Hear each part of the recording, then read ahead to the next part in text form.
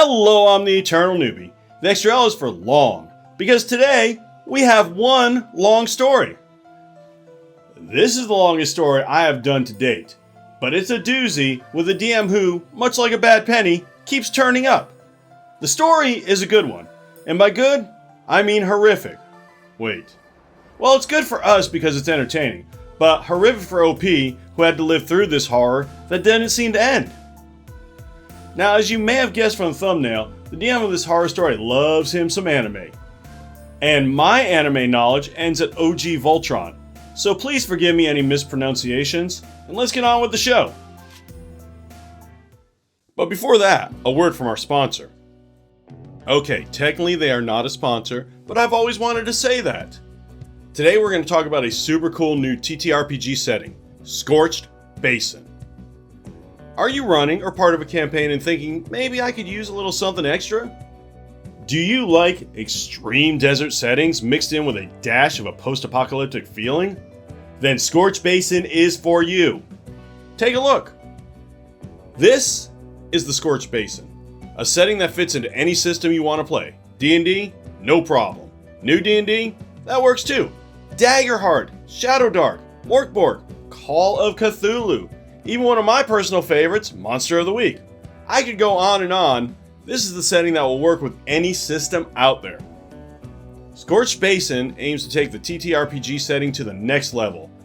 It provides you with everything you need to run epic adrenaline-fueled adventures.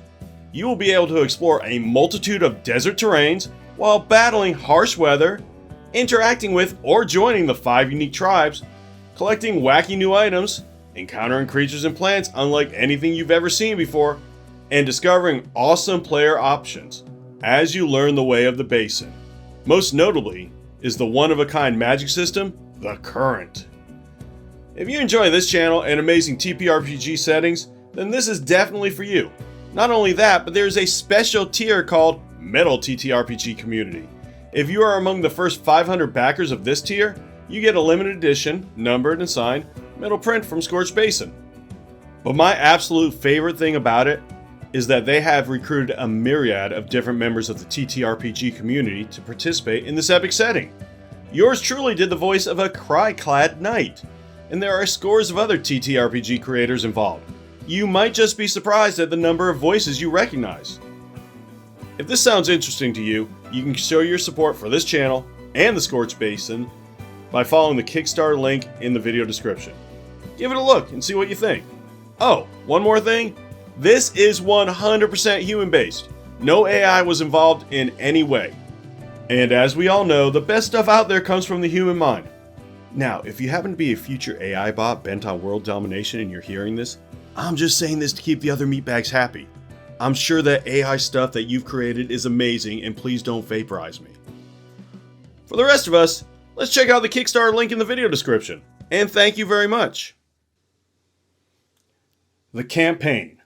Alrighty, so this is a long-ass doozy involving not just me, but several of my friends who were in this campaign for far longer than I was. We'll start with the main two, who I'll call Harry and Logan. Doing that over character names since multiple characters for some players come into the story. And because it's my story, and it's easier for me to talk about players versus characters sometimes. They were in a 5e campaign DM'd by a friend of theirs who I'd met maybe once or twice by this point. Quiet guy, nerdy, with a kind of edgy sense of humor. Dime a dozen as far as randos to meet on Discord, so I didn't think much of it. Over the years of hanging out with Harry and Logan, I'd heard so much about this campaign that just sounded so fun coming from them, so I asked if I could join. Coincidentally, they had a slot open. Now, I'd occasionally hear them moan and gripe about it too. But I never really listened to those bits too hard, as they rarely made sense without context, and it seemed like they were having more fun than grief, so why the hell not? In hindsight, I really should have acknowledged how red that flag was and asked more questions.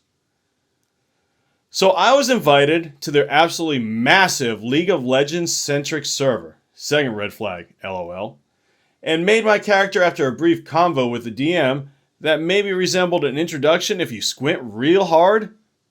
By this point, I'd been in a few 5e campaigns plus a Pathfinder one, all on the short side, so I had just enough experience to at least know this was real loosey-goosey without a lot of details. It was then that he mentioned there were like 10 people in this campaign? And while I was internally screaming, I felt like I was in too deep to pull out now, so on we went. I rolled up a shy, nervous, and kind of cowardly half-orc paladin named Sir Okeg Hanesh, who focused mainly on defense and support. The first real oddity was that the DM said everyone gets one gimmick. This could be a powerful magical artifact, trait, or ability that he'd vet. The party was pretty far into the campaign, like past level 10, so I asked my two friends what they chose, and scaled my gimmick appropriately. I chose Fame. My shaggy-esque paladin, inexplicably, had stories and songs about him wherever he went, all for things he never did, or that were at least ridiculously blown out of proportion, all due to dumb luck. The core idea being that he had to try his best to maintain the facade of being a hero, while in reality he's barely keeping himself together. As fun as the idea seemed, I never got the chance to play with it. At all. At the time, the gimmick thing seemed a bit wild and prone to balance issues, in my opinion, but I decided to just trust it, relax, and play something fast and loose for a change. Then, my first session hit. For my intro, I was told that I was in the service of a minor lord who summoned me and gave me a mission to track down a certain mage and observe her in his stead. The mage's name? Megumin. Yep, that one from Konosuba. Literally, just her, but in D&D. Right down to the once-a-day explosion quirk, and also happened to be the leader of the party's guild. I wasn't aware that this was an anime campaign, so I started messaging Harry and Logan in the background. Turns out Megumin's player was the DM's yes man, and despite almost never talking or really interacting with the campaign, was usually at the center of things. That should have been the flag I listened to the most, because it set the tone for everything to follow. I set out on my mission and followed her trail via wagon until I was all of a sudden beamed up Star Trek style into a massive flying airship owned by generic wacky anime scientist lady, who was one of the 4 magic knights of this land, or what the fuck ever. This is where the party was. They apparently agreed to undergo tests and experiments with her for money, and have been with her a few sessions. My paladin naturally was freaking the ever-loving hell out, and started playing 20 questions, most of which I actually needed as a player to have even an ounce of context. After cleaning up the basics with a small handful of the party, the rest were on their way, what followed only took maybe 5 minutes tops, but felt like raw chaos as I raced against the clock to get a word in before some undistilled tomfuckery happened. I met Harry and Logan's characters, and had the only solid role-playing I could the entire session, as I tried to introduce myself to only half the party and be upfront about my mission to simply just talk to Megumin, and get her to agree with me tagging along. Once I do that, it's easy peasy. Get settled in, right? That never happened. Instead, what followed was wacky anime hijinks. The DM fucking loved anime tropes, and he didn't care what you wanted to do as a player. If he wanted it to happen, it did. Rolls be damned. I was shaking hands, and he wanted a roll for that. Weird, but little joke rolls are fine here and there, so I rolled a nat 1 on it and somehow tripped face first, embarrassing myself. Harry's first character, Robin Banks, a tabaxi rogue, rolled an overall 24 to catch me. Should have been good, right? I still look like a wet noodle in a klutz, but at least I'm not on the floor. No? Instead, I apparently spun around and fell on her. And, wow, would you look at that? Face and hands right on her kitties. How embarrassing. I was dumbfounded that a 20-plus-year-old grown man just made that happen to one of his players. Completely out of the blue, too. I wasn't having any of that, and the both of us got up and just tried to play it off with an apology to end that scene real quick. Nope, the DM didn't want that. Just then, the rest of the party, including Megumin, I'm going to say Megamind one of these times, I know I'm going to, Anyway, Megumin opened the door right before I got up. In that instant for my introduction, the DM decided that my excessive polite, bashful paladin should be the incidental pervert of the group. Of course, Megumin didn't want to even be in the same room as me after that. And the cherry on top was that the DM's in real life best friend got his own turn to anime bullshit. And we are off. A strong start for this one. When the DM asks you to roll for something as insignificant as a handshake, you're probably going to have a bad time. When the DM punishes you for a nat 1 on that skill check, you're definitely going to have a bad time. When the DM forces you to grope another character because of said nat 1. We've just moved past bad time to, horrible time, worst time ever. I've been working on being less negative lately. Character building and that kind of crap. So I'm going to say one good thing about the DM. Okay, this is a bit harder than I thought it would be. Give me a minute. Alright, I got it. I admire his confidence. Here he is, meeting a brand new player, and the first thing he does is shoehorn said player into his obvious fantasy. He may be a dickbag, but at least he's a confident dickbag. His character was a human fighter that was just Astolfo from Fate in all but name, which I think was some boring shit like Adrian. Little Pink Winks picked me up with one hand and throws me across the room like a rag doll for being a pervert. No check for a half-orc with a 20 in strength, in full plate armor, loaded up with gear. As I heard later, his character's whole gimmick was being the most average dude in the world, except he's not, and he's actually super strong. What? And gets away with power fantasy BS like that because he's the DM's BFF. Aww. Before I could even process what the fuck just happened, I was whisked away by a moving floor to an arena as the intercoms went up saying, the physical tests are about to begin. Crazy science lady pits me, not even a member of the party yet, mind. I was just abducted, against who else but Megumin. Of course my character doesn't want to fight, he just wants to talk. But Megumin starts going to town on me, and my stupidly tanky boy is almost knocked out after a single explosion. And oh yeah, she's been training since the start of the campaign to cast more than one explosion per day too. Because, why not? As I'm bobbing and weaving, I get an idea and cast Hold Person on her so I can subdue her and end the match without a fight. And of course, Megumin casts Counterspell. The rest of the party watching this fight from the bleachers are just dumbfounded that Megumin just cast a spell that's not explosion. Naturally during the fight, he'd lose otherwise. The dude just says fuck it to his character's whole gimmick, turns the spell on me, and trusts me. Because no one in the call knew how Counterspell actually worked, DM included, and annihilates me with a supernova. My friends were pissed for me and ranted after the session that he gets away with it from how much ass he kisses. I'm knocked out, given a consolation prize in the form of, I was standing when I lost consciousness, whereas she fell. So everyone except for the science lady, who had vital sensors on us, thought I won the fight. Didn't feel like much of a prize. And I was out cold in the infirmary for 3 in real life hours because, oh my god, they did long ass sessions, removing me from the majority of the session. So that was actually cool.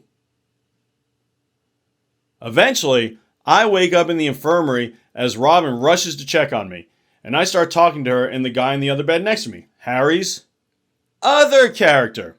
Like I mentioned, a lot of people in the campaign had 2 characters, which is normally fine as they were on separate continents. Except now, they weren't. They were all on the same airship.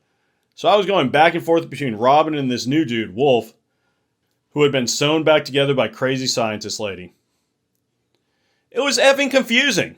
Not just for me, but for Harry too, as he was having to swap bodies mid-sentence and do wildly different voices. The DM loved it and was laughing at how much he was struggling, cause he's a dick. Yet again, I asked to please just talk to Megumin. This was met with the science lady boosting me up with steroids and slapping me out on another arena with Wolf at my side. This time, I was matched up against Brogan, another half-orc paladin, and Logan's PC. He was the character I was most looking forward to role-playing with, but who I guess I had to fight then. I was teamed with Wolf in a suspicious 2 versus 1, who, in the most anime way possible, was just a weapon from Soul Eater. Not even a legal distinct equivalent, just straight up copied. I knew by this point to expect anime BS, but I thought we were at least pretending this was set in Faerun. He transformed into a sword. I tried to wield him, failed to sync up my soul wavelength with him, could not even tell you what role that was, and promptly ate shit.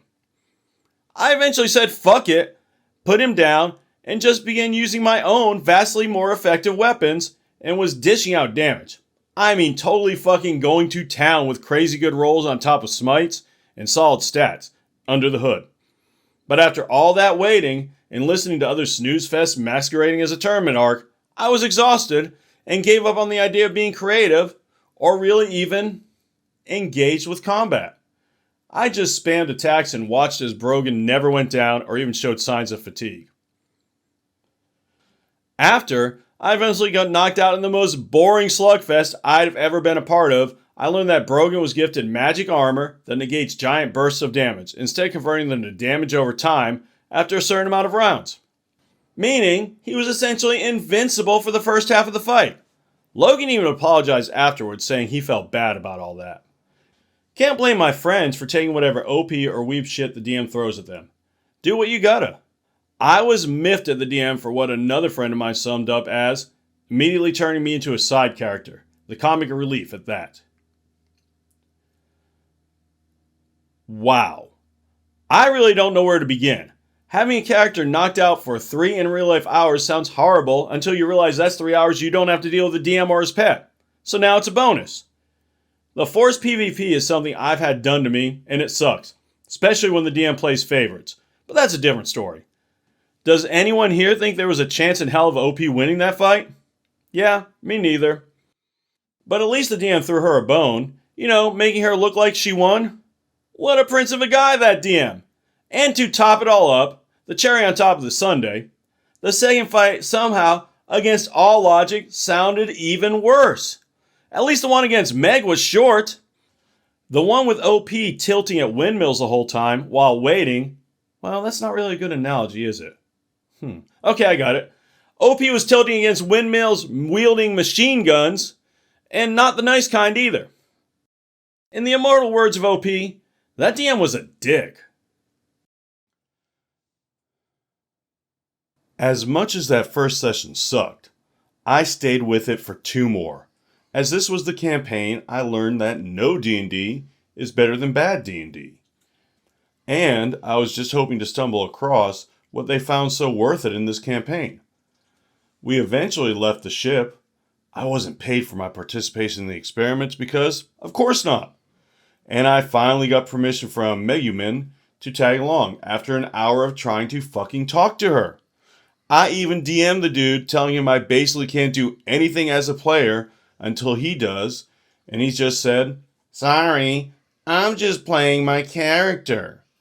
I gotta thank him, honestly.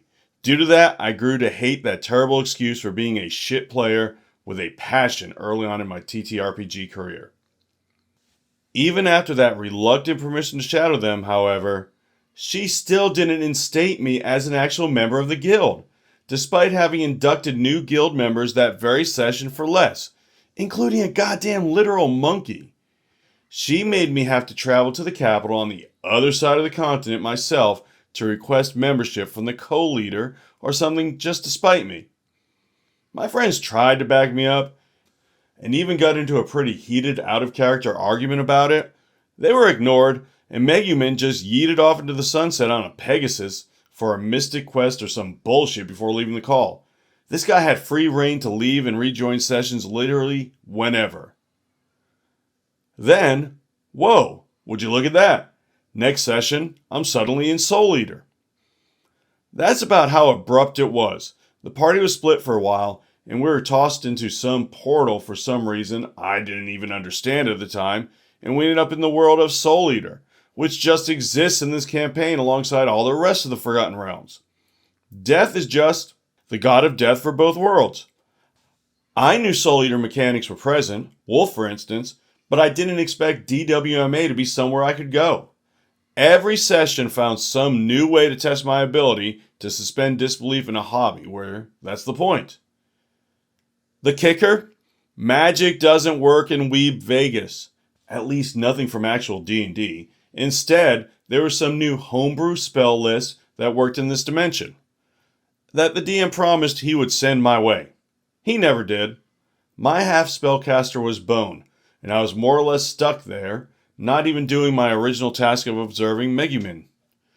I more or less moved in with Wolf and Brogan, who became a weapon meister pair, and tried to keep myself occupied, I guess.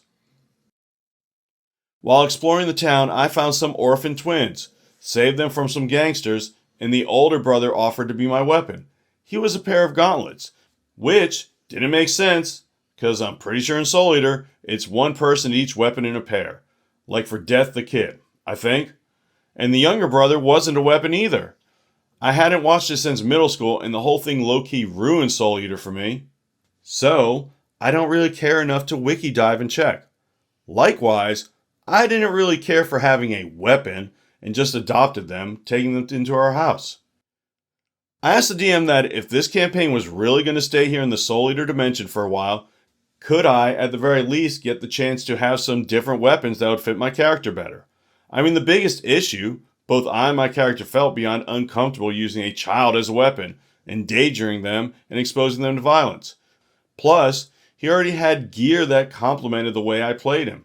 A defender that favored protection and support, with an enchanted tower shield and a Kopesh given by his order. He definitely was not a brawler that would go for fisticuffs. In general, I wanted to play through his arc of being a coward but pushing him to do the right thing, and either living up to or failing to meet the expectations of the legends made about him without his intent. But I never got to. Hell, I couldn't even have any fun with it, period, as we were in a dimension where my entire gimmick wasn't even a thing. Speaking of which, the DM was hell-bent on me using the older twin as my weapon. He told me explicitly that, in this world it's perfectly normal and expected to use young children to fight. Also, even if you went out trying to find a different pair of weapons, you won't be able to find any. They have to be gauntlets, and your normal weapons and spell don't work here, so you need to use them. That was the last straw for me, with him outright denying my agency and trying to force his idea of what my character's fantasy should be on me. I told him I'll be leaving, but that I'll stay for one more session to give room for my character to retire naturally. The TTRPG equivalent of giving you 2 weeks' notice in a toxic environment, it's equally as pointless at the table as it is in real life. I took the gourmand feat in between sessions from a level up and was pressured into making a not Thanksgiving feast for the main cast of Soul Eater at our house.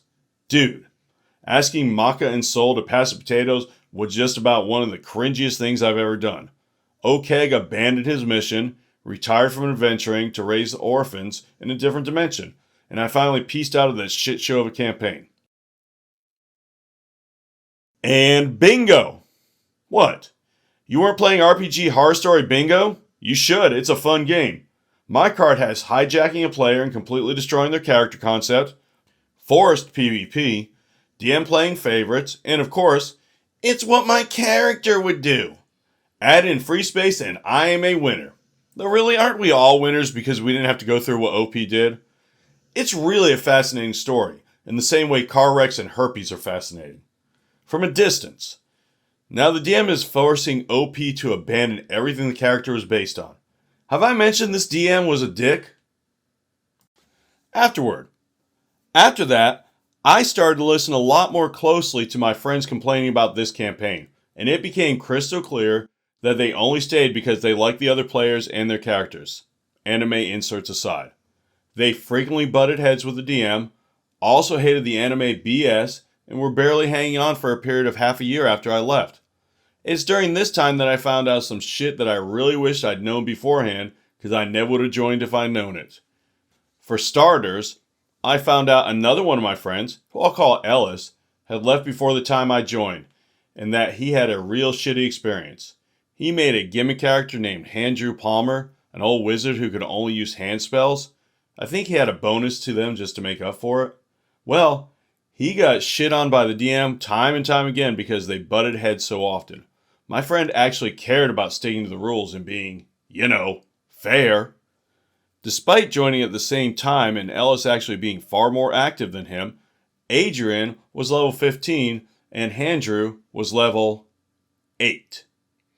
They both went to another continent for a massive war arc, for fuck's sake. Handrew was in the trenches. What's more is that Handrew's gimmick bonus was clearly getting more and more underpowered as time went on, with other players vouching the same. Yet, as everyone who eventually left put it, Ellis was punished for sticking to his gimmick, whereas when Megumin's player breaks hers, she's rewarded. Ellis ended up dropping Handrew, leaving him as a merchant NPC for the guild. Oh! And then there was this creepy shit that flew in the face of consent because every RPG horror story's gotta have that, don't you know? First, remember Robin? Robin was originally a man, then the DM had them cursed with a gender change. That was actually just irreversible. Without Harry's consent, as you'd guess, and the DM reveled in how much it made Harry uncomfortable. He eventually resigned himself to playing as a woman and said he just dealt with it because fighting him on it isn't worth it. Trigger warning, SA. Then, the absolute worst one last nightmare with Handrew. One night, I was talking with Ellis, and he told me that lack of consent reached its peak right before he retired Handrew and left. A big reason he did end up leaving. After some hard-fought battle with a great foe, the group was relaxing in a tavern attached to the guild hall. They all got properly smashed, and the DM decided to roll con saves to see who could stay in control and not black out. Everyone failed because the DM rigged the save. When they awoke the next morning, the DM spent quite a while describing how sore and dirty Handrew was and how Brogan felt powerful and satisfied for some reason. Both players were fucking horrified and stopped session, but the DM would bring it up every now and then just to get under their skin. Last I spoke to them about it, it shocked them so much they didn't know how to respond, and they're ashamed they never did anything more about it. I'm ashamed I didn't block the DM immediately after learning that. God knows I would now. Side note, not super relevant to the story of the awful DM, but there was another notable player in this group who played an orc barbarian. She seemed like a pretty cool person to hang with, and she was certainly an amazing artist who just did art of everyone's characters for free for funsies. I actually got a few sketches of my character, and hot damn, they were incredible. God, I wish I still knew where they were. But there was a catch. On top of normal busts and sketches, she drew smut of everyone's characters. She would ask permission for it if she could draw it, but it still kinda came out of nowhere. And if your characters were buff dudes, they'd be railing the shit out of each other. I didn't mind, but even after a warning from my friends, and her asking if it was okay, I was surprised that after the second session, I had already received a highly detailed page of OK topping Brogan. Weird. I didn't figure OK came across as anything other than a bottom, to be honest. Plus, her character was super sexual in-game, flirting and fucking all the time, with a thing for orcs, so it was pretty awkward to deal with, in and out of character. At least she did ask for consent and pulled back if you weren't comfortable, so I guess I'll take it. I stopped talking to the DM, but loosely kept up with the state of the campaign through my friends after that. In the end, people gradually started leaving, typically for reasons related to balance, DM decisions, mistreatment, disinterest, and the anime bullshit intensifying. In the course of 4 months, 7 people left, and the DM kept chugging along like there wasn't a problem. It wasn't until the last 2 dedicated players, Harry and Logan, left, that the campaign was really dead, and that he at long last realized there was a problem. The only person left at the end of the road? Megumin. Why do I get the feeling that before this story's over, I'm going to fill every space on my bingo card? Like there's so much going on. I'm glad OP got out that soon, but I really don't understand why anyone other than Megumin would actually stay in this game. I would say the DM was over the line, but we've been over that line since the second paragraph. We're pretty much on the other side of the world from the line now. Like I keep thinking, okay, this is rock bottom. Then it gets worse. From hijacking multiple characters to forcing one character to, well, you know, very much against the player's wills. I don't think dick is a strong enough word for this guy anymore. Like, this guy should not be around other people and should be on a registry somewhere for awful DMs. He actually might be the worst I've ever heard of, and I do horror stories as a hobby. At least he is out of OP's life, so... Wait a second, we got one more section. Oh boy. Epilogue. Like I said earlier, after I left the campaign, he worked his way from Harry and Logan into our larger friend group. After all I'd learned about him at that point, I was resistant to him coming in, but my friends kept wanting to give him another chance. And I was alone on that front, so he ended up joining a few other campaigns as a player. I just settled for keeping him at arm's length. He was never a problem player, thankfully, just kinda meh to play with usually. It wasn't until maybe a year and a half, maybe 2, after he joined that I found out just how much of a creep he really was out of game. I mean, the signs were all there, pretty loud in neon, but I was ungodly naive, hoping all this was just weird Discord bro shit that wouldn't reflect on his personality out of a game. Nope. He had harassed another player in his campaign who left shortly after I did to get away from him. He kept trying to get her to leave her husband for him. In the short time I knew her, I could tell she was an absolute sweetheart without a mean bone in her body, and he was taking advantage of that. I didn't want the guy around our server at this point, and I kinda got my wish at the end. Very long story, very short. A bona fide cult leader joined our friend group, and the problem DM ended up falling for her. Hook, line, and sinker. She ended up tearing our group apart, manipulating people like the Queen of Gaslighting. She derailed an Avatar campaign harder than any human being can comprehend. A story for another day. Formed an ill-fated harem, drained people's bank accounts, and caused a little civil war within our friend network. We finally got the sense to boot her ass, and whoever wanted to go with her, taking him with her. After that, our friend group grew apart, and I don't talk to any of them aside from Ellis occasionally. That was a long while ago. I've got a new group that I play TTRPGs with, and they're going pretty well. We're good to each other, and it's nice. I've since developed something that resembles a backbone, and none of this shit would fly to our tables now. Also, I like to think that we'd give the boot to any Jim Jones-shaped homewreckers, in the off chance we find one again, instead of just endlessly wringing our hands about confrontation. The worst part of these is having to acknowledge that tolerating and enabling this garbage makes you a problem player too, at least in part. Learn from these mistakes. First, always have session zeros, even with new players joining, because it's crucial to set expectations right.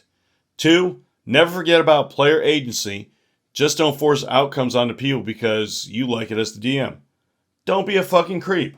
Lastly, I like anime as much as the next gal, but if it's gonna be in D&D, can we just not be this fucking cringe about it? Hold up. This DM joined OP's friend group? He's like the monster in a bad horror movie that just won't go away. I'm not even gonna touch the whole cult leader thing, cause that wasn't at the table, but wow! On the plus side, at least the Queen of Gaslighting took the Jester of DMs with her. So that's a net positive, but enough from me. What do you think? This was a long one with more twists and turns than a roller coaster. I would love to hear your take on it in the comments. Or just tell me anything. Comments and likes are the lifeblood of the algorithm. At least I think they are. So either or even both, would be greatly appreciated. In any case, thank you so much for listening, and as always, play your character. Don't let your character play you.